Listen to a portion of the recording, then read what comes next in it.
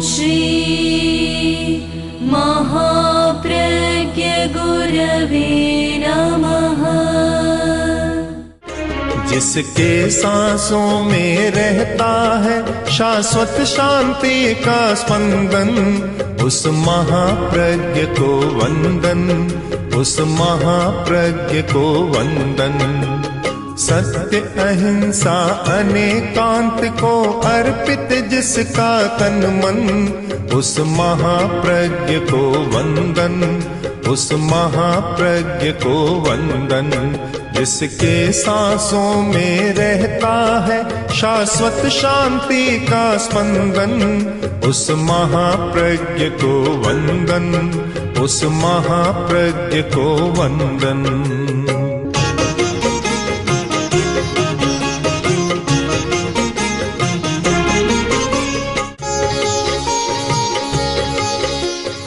जिस व्यक्ति का मनोबल आत्मबल मजबूत होता है वही कोई बड़ा काम कर सकता है। महामत्य चाणक्य ने लिखा, कार्यानुरूप प्रयत्न। हमारा प्रयत्न कार्य के अनुरूप होना चाहिए। अगर काम बड़ा है तो प्रयत्न भी वैसा होना चाहिए, और काम छोटा है तो प्रयत्न भी छोटा होना चाहिए।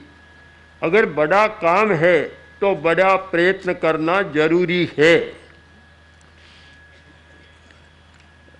जो व्यक्ति कोई बड़ा प्रयत्न करता है उसका चिंतन भी कितना विशाल होता है। सामान्य आदमी का चिंतन एक प्रकार का और महापुरुष का चिंतन दूसरे प्रकार का होता है। सामान्य आदमी सोचता है मैं काम शुरू कर रहा हूँ, कै काले, कौन सा समय है, समय कौन सा है, समय की हवा कौन सी चल रही है, उधर देखता है। किंतु जो बड़ा प्रयत्न करता है वह काल के पीछे नहीं चलता, काल उसके पीछे चलने लग जाता है। कहानी मित्राणी, कोई बड़ा प्रयत्न करता है और वह सोचे मैं काम तो कर रहा हूँ, मेरे मित्र कौन कौन है, मेरे सहयोगी कौन कौन है, मुझे कौन सहयोग करेंगे, इस चिंतन में लगे रहो, काम नहीं, बड़ा काम नहीं होता। कहानी मित्राणी, अगर आचार्य भिक्षु सोचते कि मैं एक नया प्रस्थान कर रहा हूँ और मेरे मित्र कौन कौन हैं, तो शायद कभी काम नहीं हो सकता। वह सोचता नहीं कौन मित्र है, ये मानकर कि सारी दुनिया ही मेरा मित्र है, अलग से कोई मित्र नहीं है और मुझे अलग से किसी मित्र की ज़रूरत भी नहीं है। वो देश है, देश कौन सा है, देश कौन सा है, यह भी उसमें बाधा नहीं डालता। हर देश हर काल उसके साथ चलता है, देश भी साथ में चलता है, काल भी साथ में चलता है। काम करने वाला व्यक्ति पहले ही सोचने लग जाए कि ये देश कैसा है और यहाँ क्या होगा।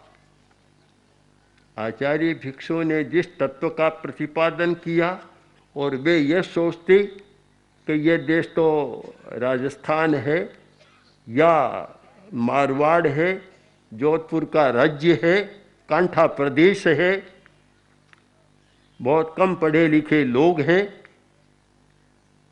अगर ये सोचते तो शायद काम नहीं होता।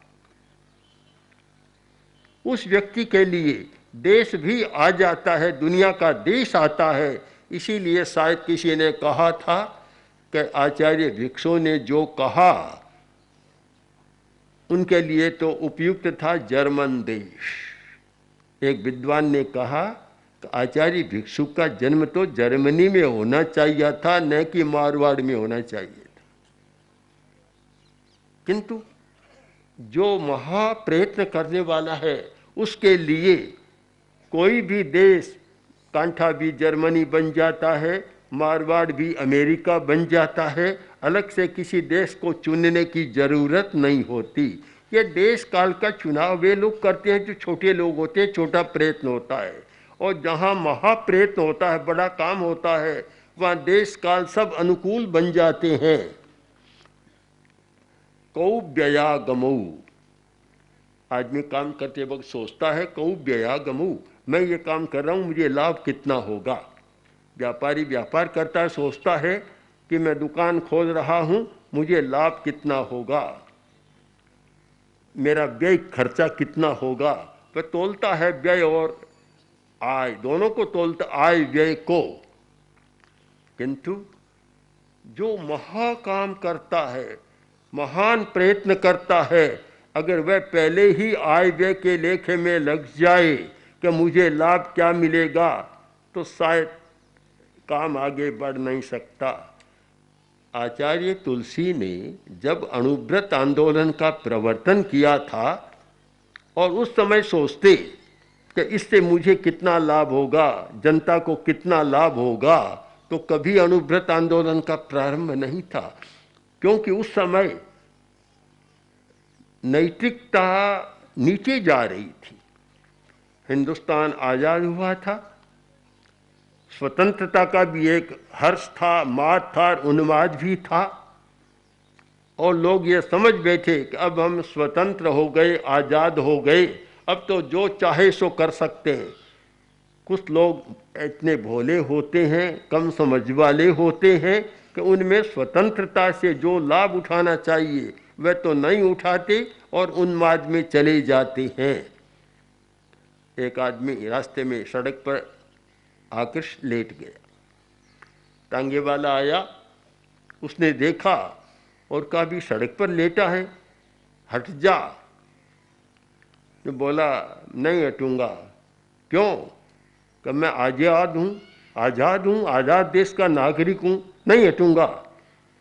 एक दो बार समझाया और उसने टांगा चलाना शुरू किया कि क्या कर रहा है, कि तू अगर आज़ाद देश का नागरिक है तो सड़क पर लेटने के लिए स्वतंत्र है, तो मैं भी आज़ाद देश का नागरिक हूँ, मैं भी तुम्हारे ऊपर से टांगा चलाने के लिए स्वतंत्र।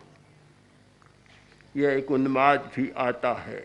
और उस समय जो आचार्यवर ने चिंता की थी कि अगर नैतिकता का विकास नहीं होगा तो हिंदुस्तान आगे नहीं बढ़ पाएगा।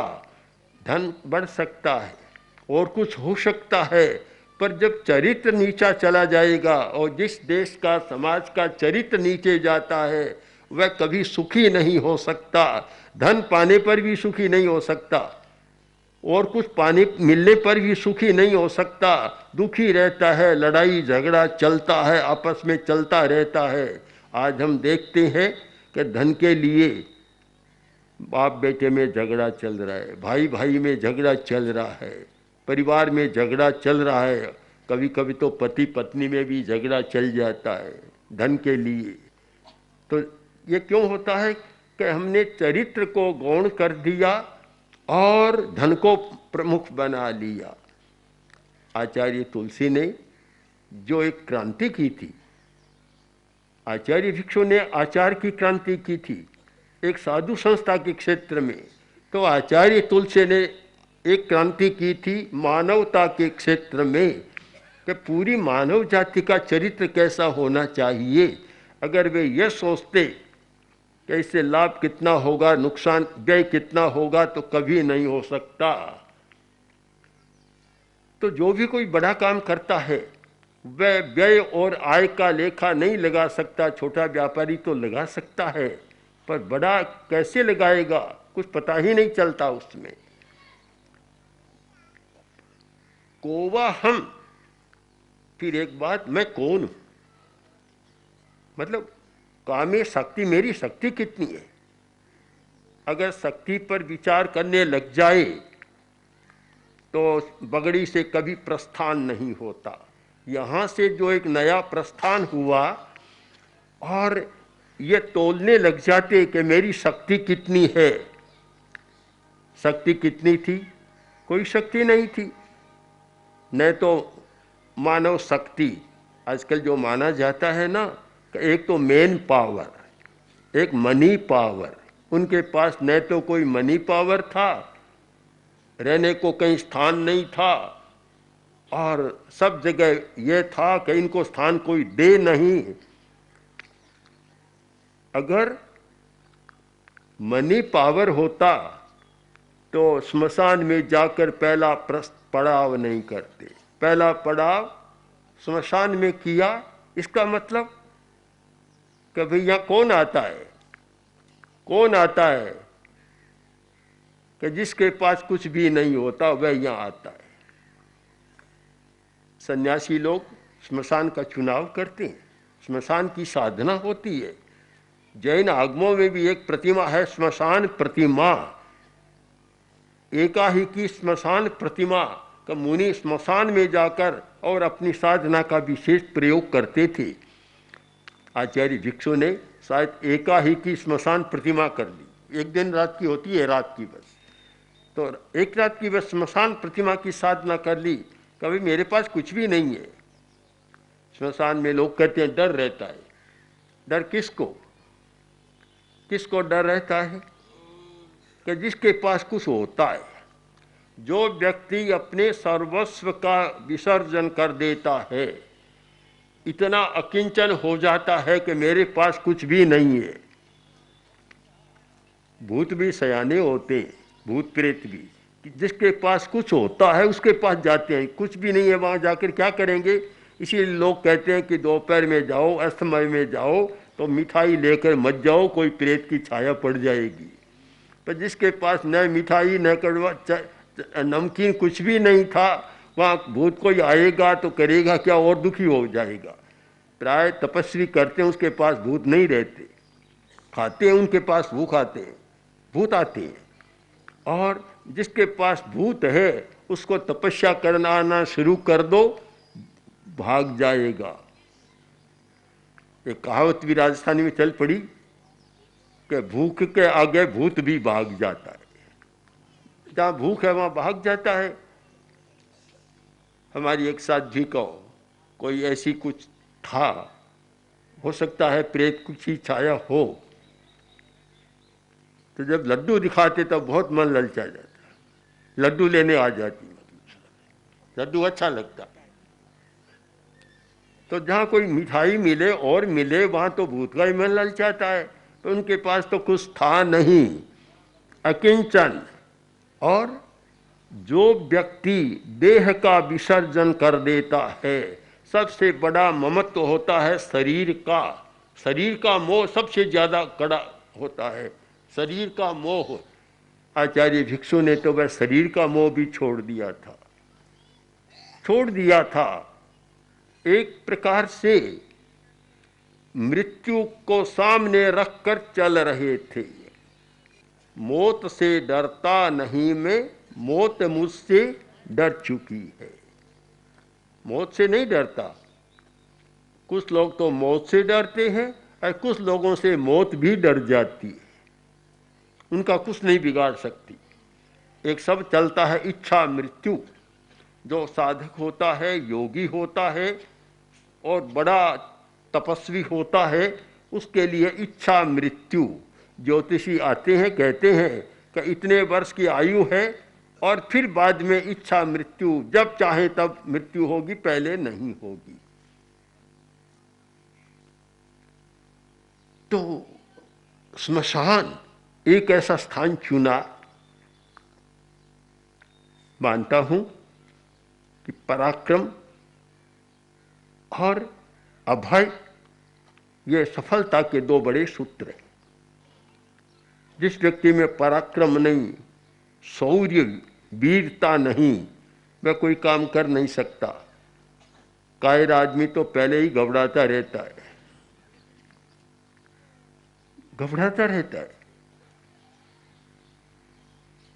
कर नहीं सकता। कोई बड़ा काम क्या, छोटा भी नहीं कर सकता। एक सैनिक था, बातें तो बहुत बनाता पर कायर इतना था कि हमेशा पीछे रहता।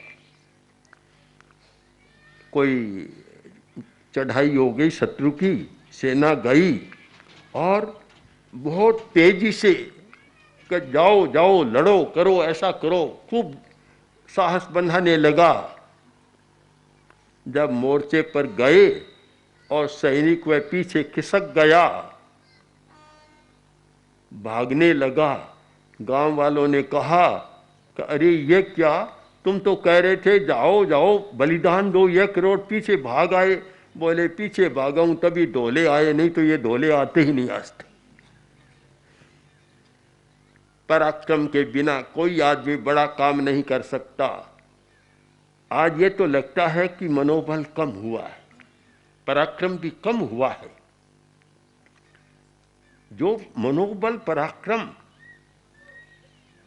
आज से पहले 100-200 वर्ष पहले लगता था, आज उसमें कमी दिखाई दे रही है। इसका कारण है कि जितना भोगवाद, उपभोगवाद, पदार्थवाद बढ़ेगा उतना मनोबल का ग्राफ नीचे चलता जाएगा, मनोबल उतना कम होता जाएगा। आज तो आदमी बहुत डरता है कहीं कुछ हो नहीं जाए, बहुत बचाता है अपने आप को। मनोबल कम हुआ है, पराक्रम कम हुआ है, और डरने ज़्यादा लग गया कि राजस्थान में बाजरी में भी इतना तेज था, ऊर्जा थी कि खिचड़ा पकाते तो ढक्कन उछलता रहता। अब शायद वह भी कमज़ोर हो गई। मिट्टी कमज़ोर, पानी कमज़ोर, खेती कमज़ोर, बाजरी कमज़ोर, अनाज कमज़ोर, और चूल्हा भी कमज़ोर। चूल्हा तो उठ ही गया लगभग, हाँ, चूल्हे की बात ही समाप्त हो गई। सब कमज़ोर कमज़ोर हो गए। अब जहाँ कमज़ोर है वहाँ कोई बड़ा प्रयत्न कैसे होगा? बड़ा प्रयत्न किया तो वहाँ सब कुछ ऊर्जावान था, ऊर्जा थी, तेज था, पराक्रम था, मनोबल था। हम केवल शरीर को न देखें, शरीर बल भी घट रहा है। शरीर बल भी कहाँ है वे? आप उदयपुर में जाएं, चित्तौड़ में जाएं, और कहीं भी अनेक राज्यों में जाएं, जोधपुर में जाएं, संग्रहालय में जाएं, देखेंगे कि उन लोगों के महाराणा प्रताप आदि के जो भाले हैं, आज उनको उठाना मुश्किल है। कैसे वे चलाते थे? आज हाथ में भार उठाना ही मुश्किल है उसका। तो सब इतना घटा है। खाने की चीजें तो बड़ी है। पुराने लोग शायद प्रोटीन नाम नहीं जानते होंगे, पुराने लोग विटामिन का नाम भी नहीं जानते होंगे। आज तो बस के भोजन, संतुलित भोजन में प्रोटीन चाहिए, विटामिन चाहिए, अमुक अमुक चाहिए, वे तो नाम भी नहीं जानते थे। किंतु उस भोजन में भी इतना था, कारण कि प्रदूषण नहीं था। आज वातावरण का प्रदूषण भी हुआ है, तो विचारों का भी थोड़ा प्रदूषण हुआ है। मुझे लगता है कि आज फिर नए विचार क्रांति की जरूरत है। आप जानते हैं, नैतिकता की बात बहुत अच्छी है, धर्म की बात बहुत अच्छी है, पर एक बार यहाँ जो चलता, हर आदमी जानता है कि भूखे भजन न होई गोपाला। बेचारा क्या करेगा?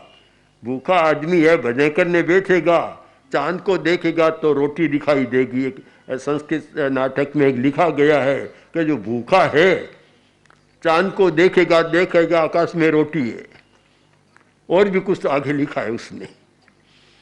तो भूखे को वही दिखाई देता है। अहिंसा यात्रा में हमने इस बात पर ध्यान दिया कि नैतिकता, धर्म की बात और साथ साथ में जीवन की बात, ये सब मिलाकर कले तो एक समग्र चिंतन होगा और एक नई क्रांति होगी। तो यह भूमि जो विचार क्रांति की भूमि है, जहाँ विचार क्रांति का पहला चरण आगे बढ़ा, पहला प्रस्थान हुआ, और पहले प्रस्थान में ही मृत्यु का वर्ण करने का संकल्प कर लिया। संकल्प हो गया कि मौत आए तो आए, पर मुझे अपने पथ पर चलना है। इतना दृढ़ संकल्प हो गया, न मौत से घबराए, न श्मशान से घबराए, और न किसी अंधकार से घबराए। एक महापुरुष का संकल्प और विचार क्रांति। अब आज हमारा कर्तव्य है कि उस विचार क्रांति को भी नया परिवेश दें। वेश बदलता है, शरीर भी बदलता है, किंतु उसकी आत्मा को हम पकड़ें और एक नया वेश दें। आत्मा तो वही रहे, किंतु वेश नया पहना दें, जिससे कि कुछ नयापन लगे। पुरानी बात अच्छी बात है, पर पुरानी में भी नया होना जरूरी है। नया मैं देखता हूँ, गांव की महिलाएं भी आई, पर आज भी कुछ पुरानापन तो चल रहा है, अभी भी पर्दा तो चल ही रहा है थोड़ा बहुत। आचार्य तुलसी ने क्रांति की थी, काफी नया मोड़ परिवर्तन आया, अभी भी कुछ थोड़ा बहुत तो चल रहा है। हमें नए युग को समझना है, वेश भी बदलना है और आत्मा को सुरक्षित रखना है। अपनी जो पुरानी, सबसे पुरानी हमारी आत्मा है शाश्वत, उसको तो सुरक्षित रखना है और बाहर के वेश को बदलते रहना है। ये दोनों बात समझ में आए तो विचार क्रांति का तात्पर्य हमारी समझ में आएगा। तो मुझे प्रसन्नता है कि हम आज एक ऐसे स्थान पर आए हैं जो एक प्रस्थान, वेदांत में प्रस्थानत्रयी है। प्रस्थानत्रयी, ये हमारा पहला प्रस्थान, यहाँ से हुआ एक विचार क्रांति का प्रस्थान, और वह भी इतना पराक्रम के साथ हुआ कि उसे न आंधी रोक सकी, न कोई वर्षा रोक सकी, न कोई धूल के बवंडर रोक सके, कोई भी रोक न सके। ऐसा एक शक्तिशाली प्रस्थान जिसका चरण आगे बढ़ रहा है। तो मैं सोचता हूँ कि सीरिया या बगड़ी के नागरिक और रहने वाले प्रवासी और निवासी दोनों चिंतन करेंगे कि इस क्रांति को हमने आज किस रूप में समझा है और आगे किस रूप में इसको बढ़ाना हम चाहते हैं। स्मारक तो बन गया, दर्शनीय बना है, हमने वहाँ कार्यक्रम किया, अच्छा लगा कि एक साधना का स्थल है और एक अभय की साधना का स्थल है। वास्तव में जैसे सरकार कहती है ना, अभयारण्य, अभयारण्य, जहाँ जंगली जानवरों के लिए अभयारण्य होता, उनको भय नहीं रहता। तो ये आपका स्मारक है जो जैत सिंह जी की छतरी का वह पूरा प्रदेश, ये क्या है कि अभय स्थल, अभय धाम। सिरियारी में भिक्षु धाम, हरिया आपके यहाँ हो गया अभय धाम, जहाँ कोई भय नहीं। भय होता तो स्मशान में नहीं रहते, उनको कोई भय नहीं था। तो ये एक अभय धाम है। जिस व्यक्ति को कोई डर लगता हो तो यहाँ आकर साधना करे, उसका डर भी भाग जाएगा, भूत भी भाग जाएगा, सब भाग जाएगा। तो ये एक अभय धाम बन गया। अब इस अभय धाम में से ऐसा कुछ निकले जिससे जनता में जो भी थोड़ा भय है वह दूर हो जाए। तो सब लोग चिंतन कर और एक अहिंसा प्रशिक्षण को इतना व्यापक स्वरूप प्रदान करें, इतना सक्रिय एक अभियान बनाए। अभियान, अभियान, जब अभियान बनता है ना, जिसकी कभी विस्मृति न हो। आपने गीत सुना है अभियान का, कभी नहीं भूलेंगे गुरुवर कंटालिए के दान को, कभी नहीं भूलेंगे गुरुवर राजनगर अभियान आह्वान को, कभी नहीं भूलें कंटालिए के दान को, कभी नहीं भूलेंगे गुरुवर आह्वान को, कभी नहीं भूलेंगे गुरुवर बगड़ी के प्रस्थान। कभी नहीं भूलेंगे गुरुवर बगड़ी के प्रस्थान को, कभी नहीं भूलेंगे गुरुवर बगड़ी के प्रस्थान को, और केलवा की अंधेरी ओरी के हाँ, तो अभियान, अंधेरी ओरी का अभियान और के या बगड़ी का प्रस्थान कभी नहीं भूलेंगे। आपको नहीं भूलना, याद रखना है कि यहाँ क्या हुआ था। उसको याद रखते हुए कोई ऐसी योजना बने जिससे जनता इस प्रस्थान को कभी न भूले। तो मैं मानता हूँ आज का एक दिन का प्रवास भी आपके लिए प्रेरक बन सकता है और जनता के लिए बहुत कल्याणकारी बन सकता है। ओम ओम श्री महाप्रज्ञ गुरवे नमः। ओम श्री महाप्रज्ञ गुरवे नमः। ओम श्री महाप्रज्ञ गुरवे